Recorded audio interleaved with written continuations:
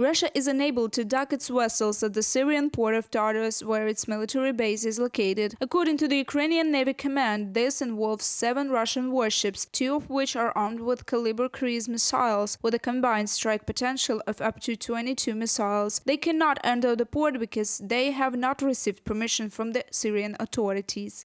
In the Mediterranean Sea, the situation is very curious. They are still at sea. They have not been granted permission to enter the base port. As of now, they have been anchored offshore for several days without being allowed to enter the port. Dmytro Platenchuk, Speaker of the Ukrainian Navy, on the Ukrainian National Telethon. The only way for the Russians to evacuate their military personnel and equipment from Syria is via the Khmeimim air base, where flights from the Russian Ministry of Defense regularly arrive. According to satellite images from Mexar, a significant amount of equipment, over 100 trucks and dismantled air defense radars, are stationed at the tourist base. However, none of this equipment had been moved to the docks, and no Russian ship was docked there. The Russian vessel Sparta is located 5 sea miles west of Tartus, without Syrian government permission to anchor and retrieve Russian equipment for evacuation from the base. Oliver Alexander, OSNT analyst on the social network X. The Kremlin has stated that negotiations with the Syrian authorities about the future of Russian military bases are ongoing. However, regardless of the outcome, the fall of Assad's regime would be a critical loss for Russia.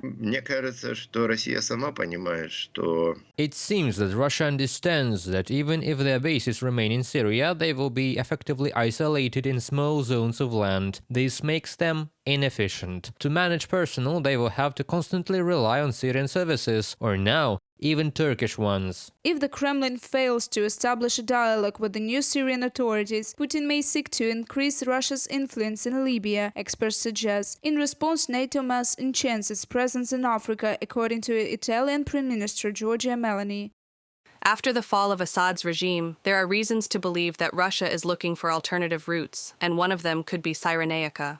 We are focused on our eastern flank, not realizing that all the flanks of this alliance are potentially vulnerable, especially the southern one.